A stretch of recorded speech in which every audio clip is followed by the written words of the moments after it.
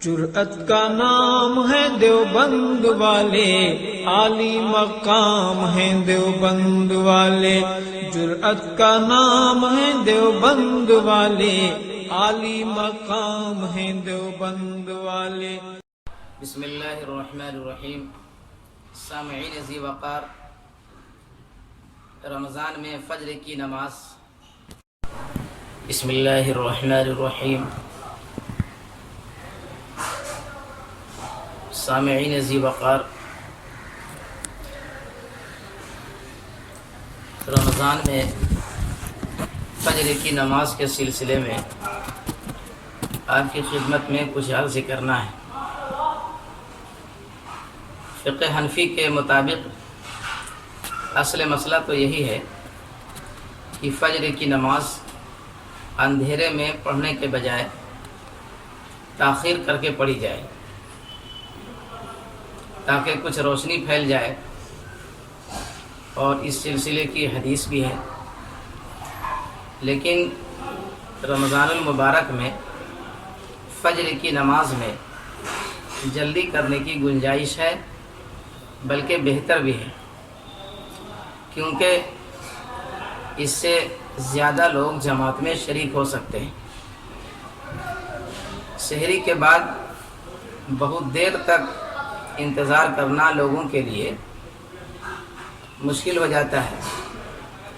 تو فجر کی نماز میں تاخیر کی مصلحت یہی ہے، یعنی عام دنوں میں جو فجر کی نماز تاخیر سے یعنی بہت زیادہ دیر کر کے اور خوب روشنی پھیل جاتی ہے، تو اس وقت پڑھنے کی مصلحت یہی ہے کہ زیادہ سے زیادہ لوگ جماعت میں شریک ہو سکیں اور مسجد میں زیادہ سے زیادہ لوگ پہنچ سکیں، اور جماعت کثیر تعداد میں یعنی تعداد زیادہ ہو جائے۔ لیکن رمضان میں کیونکہ یہ مقصد پہلے ہی سے حاصل ہوتا ہے، رمضان میں لوگ سحری کے لیے پہلے ہی سے بیدار ہوتے ہیں، اس لیے چونکہ لوگ بیدار ہیں، سحری کھانے کے لیے اٹھے ہوئے ہیں، اب سحری سے فارغ ہو چکے ہیں، تو مقصد حاصل ہے۔ اس لیے رمضان میں اول وقت میں یعنی تاریکی میں پڑھ لینا بہتر ہے، تاکہ لوگ سستی کے اور غفلت کے شکار نہ ہوں، اور جو مقصد ہے یعنی تعداد کا زیادہ ہونا، جماعت کا بڑی ہونا، اس میں یہ مقصد حاصل ہے۔ تو اس لیے زیادہ تاخیر نہیں کرنی چاہیے، بلکہ اول وقت میں پڑھ لینی چاہیے۔ اس سلسلے میں بعض روایت سے اس کی تائید بھی ہوتی ہے۔ حضرت انس بن مالک رضی اللہ تعالیٰ عنہ نے حضرت زید بن ثابت رضی اللہ تعالیٰ عنہ سے روایت کیا ہے کہ انہوں نے جناب محمد رسول اللہ صلی اللہ علیہ وسلم کے ساتھ سحری کھائی، پھر فجر کی نماز کے لیے کھڑے ہوئے۔ حضرت انس بن مالک رضی اللہ تعالیٰ عنہ کہتے ہیں، میں نے پوچھا کہ سحری اور نماز کے درمیان کتنا فاصلہ تھا؟ تو انہوں نے کہا کہ 50 آیت کے بقدر۔ انس بن مالک رضی اللہ تعالیٰ عنہ جو اس روایت کے راوی ہیں، وہ کہتے ہیں کہ میں نے حضرت زید بن ثابت رضی اللہ عنہ سے دریافت کیا کہ حضور پاک صلی اللہ علیہ وسلم جو نماز پڑھتے تھے تو سحری اور نماز کے درمیان میں فاصلہ کتنا ہوتا تھا، وقفہ کتنا ہوتا تھا؟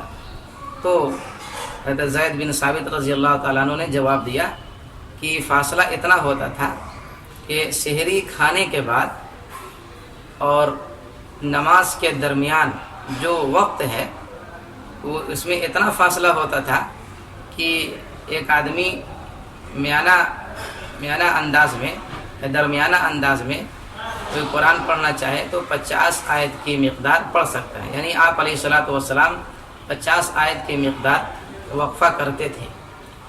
تو اس حدیث سے معلوم ہوا کہ سرکار دو عالم صلی اللہ علیہ وسلم سحری اور نماز فجر کے درمیان زیادہ وقفہ نہیں کرتے تھے، بہت کم سے کم وقفہ فرماتے، اور جلد از جلد فجر کی نماز کا اہتمام کرتے، اور آپ علیہ الصلوۃ والسلام کے صحابہ کہ آپ علیہ الصلوۃ والسلام کے پیچھے اور جو دور دراز صحابہ ہوتے وہ اسی اعتبار سے نماز پڑھ لیا کرتے تھے۔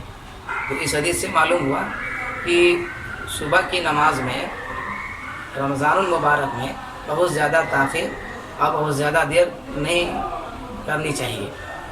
اس سلسلے میں کچھ لوگ بہت قیل و قال کرتے ہیں اور کچھ تو اس بات کے قائل ہیں کہ سحری میں فقہ حنفی میں یہ لکھا ہے کہ بہت جلدی سحری کر لینی چاہیے۔ اس میں لوگ تذبذب میں ہیں، یعنی فقہ حنفی کو مورد الزام ٹھہراتے ہیں کہ یہ بہت جلدی ہے، حالانکہ ایسا نہیں ہے، کہ جو بھی ہے سب دلائل کے ساتھ ہیں، اور جو میں نے دلیل آپ کے سامنے یہ پیش کی ہے وہ جناب رسول اللہ صلی اللہ علیہ وسلم کا اس سلسلے میں عمل ہے۔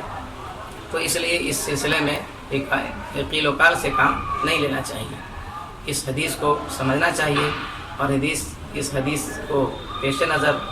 اس حدیث کے پیش نظر اپنا معمول بنانا چاہیے۔ اللہ تبارک و تعالی ہم سب کو اس کی توفیق عطا فرمائے۔ السلام علیکم۔